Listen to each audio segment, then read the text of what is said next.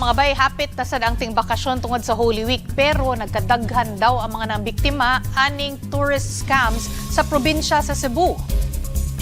O mao ka nga karon ang Department of Tourism nilunsad og bag-ong programa pangkontra ani. Para sa kumpletong mga detalye mo balita ani gikan sa Cebu City si One News Cebu correspondent Dale Israel. Dale, bay unsaon di pagkontra ning mga gapang scam sa mga turista?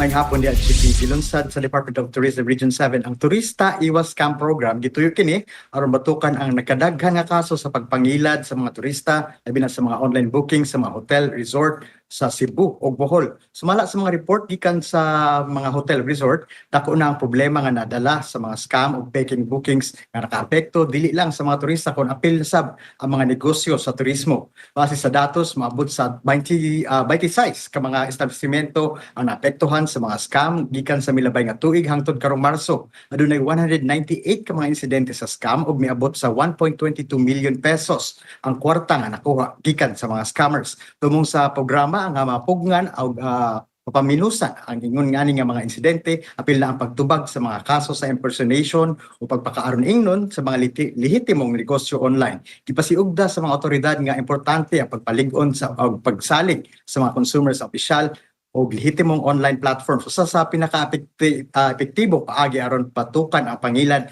mao ang pagpakusog sa kaalam o public awareness. Tudluan ang mga turista kung saon pag-ila sa mga faking bookings. Kung mabiktima sa pangilad, mahimo kini i-report sa hotline nga 1326. Pinaagi sa maong mga lakang gitinguha sa mga otoridad nga mapabilin nga lig-on ang masaligan ang Central Visayas isip usa sa mga pangunahing destinasyon sa turismo sa nasod. Mao kana ang pinakahuling balita dinhi sa Cebu. Balik sa mga chiki.